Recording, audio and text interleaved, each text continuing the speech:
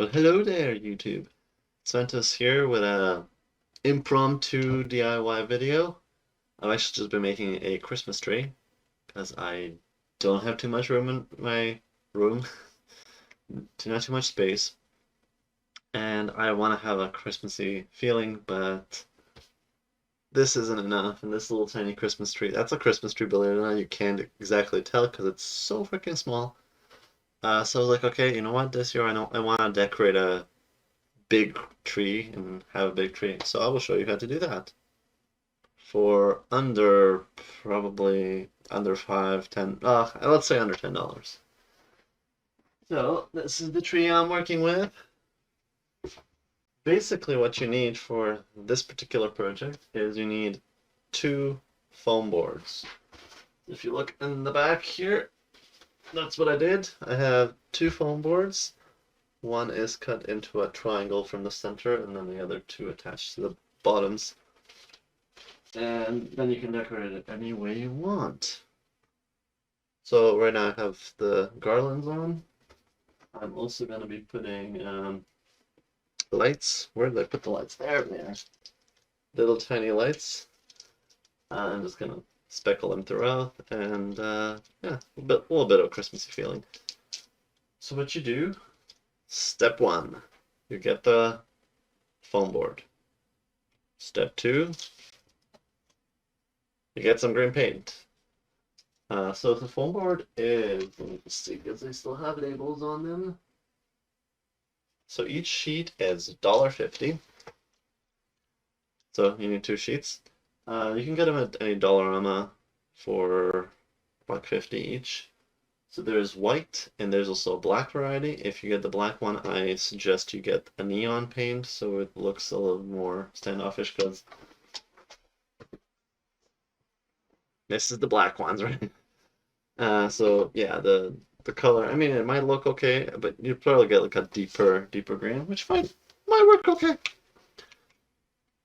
And then what you need to do after you've painted it.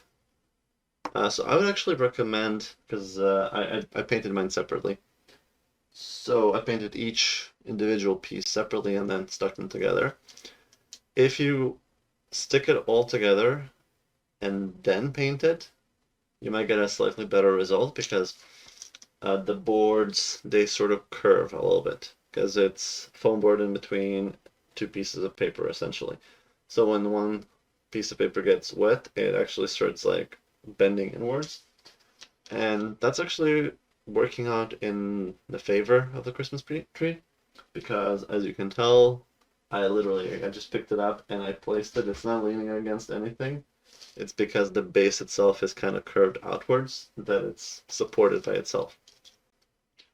Then, when you're putting the garland on, you're going to want to have a little bit of a channel on each of the sides. So basically, if you grab a little X-Acto knife, which you'd be getting anyway to be cutting the triangular shape, X-Acto knife, you just slice right in and make a little tiny chamfer, and then you can just plug the garland right in there.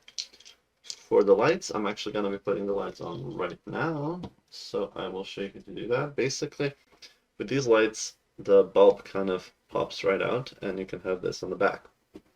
So, what I'm going to do is I'm going to make holes that are going to be about that size, and I'm going to put this from the back, this from the front, plug it in through the hole, so that it actually stays fixed, that I don't have to move it. So, let's get to that.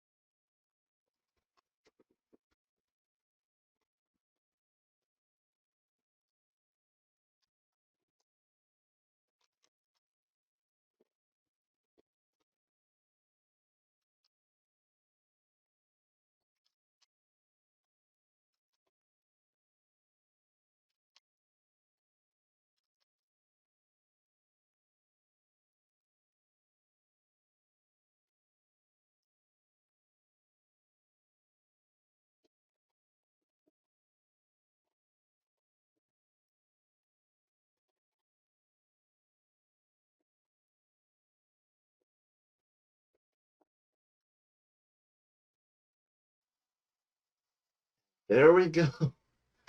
I have to actually fix some lights. Well, I have to buy more lights because these little things are about they're $3. So there's blue ones, white ones, red ones, or multicolor ones. So right now I'm using a mixture of like one set of the blue ones, which I took off from the Christmas tree here, and one set of the multicolored ones. But because of the way that the wires they have three cables and they're really tightly closely knit together, and if I want to do spaced out lights like this, then I'm actually losing out on a bunch more lights back here because yeah, just the wire distances are not really adding up. So I'll have to poke more holes, add way more lights so it looks more Christmassy. But there you have it. A DIY Christmas tree for under $10 that you can customize completely the way you want.